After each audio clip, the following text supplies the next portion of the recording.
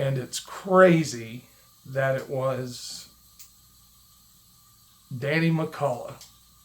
Danny eventually went on to be on American Idol, which I'm so happy for her. And I know she still sings to this day, and she has a beautiful voice.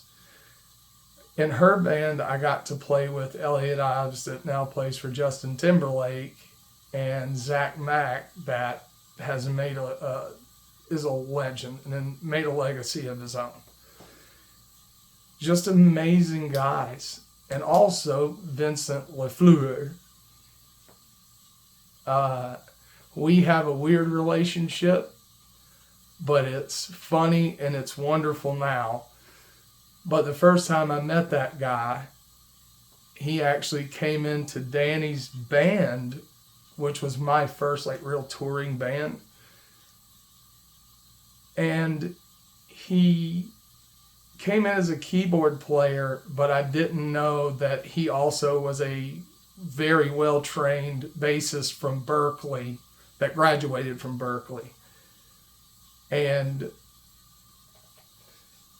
one day I showed up for practice and they weren't there, and I was told I don't have a gig anymore. At 16, that was hard to take. But now as a musician, a career musician, I understand it. If you got a kid that doesn't cut it, and then you have a guy from Berkeley that's amazing, shoot, I'd get rid of me too.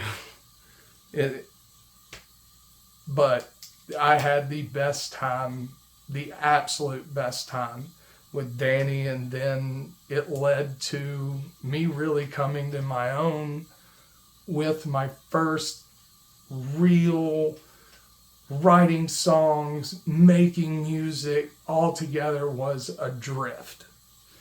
Adrift was Justin Mann, Trip Atkinson, and myself. At first we all got together because we lived in the same neighborhood in Collierville. I lived right across the street from Justin, and Trip lived down in the Cove, right on the same street. It was convenient, and Justin's parents supported it, and we got to use their playroom. So if y'all see this, thank you.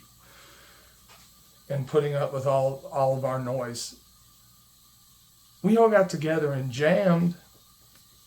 We could never find a singer, ever. And I said, I sing, but I've never sang and played bass at the same time.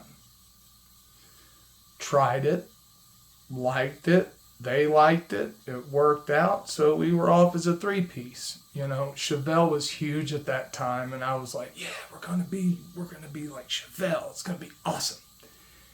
And that was probably the greatest time ever, my first band, Adrift.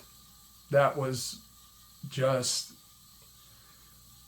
being free and knowing that you're not writing for anyone else but yourself. And then as a songwriter, when you get back to that, it makes songwriting way more fun.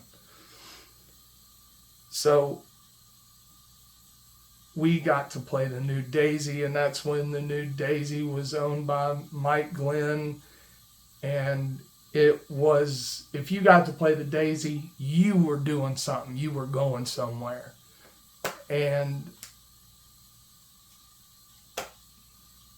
having the best time with your best friends in high school. We won a talent show at Collierville High School. Blessed. Just blessed. That's the way it started, with all of those people. And I didn't even know who I was playing with at the time, who they would become, how talented they are. And then as I'm in Adrift, I go to play a gig at a bowling alley in Bartlett, Tennessee.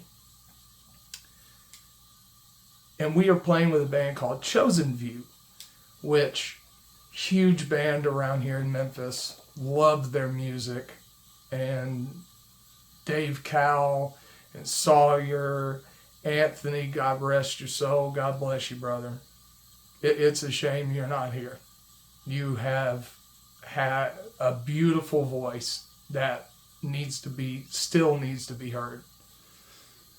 That was cool. Mikey McManus, just everybody in that time it's just meeting everybody at that time was such a cool moment, because that's the moment that a guy would walk into my life and change it forever. And that guy's name was Zach Myers. He came to the show that night and saw us open for Chosen View at a bowling alley. So, again, you never know who's going to show up somewhere, and you never know what opportunity you're going to be given at any point. So always remember, you never know who's listening. You never know who's listening, and you never know what's going to happen next. Part 2 coming soon.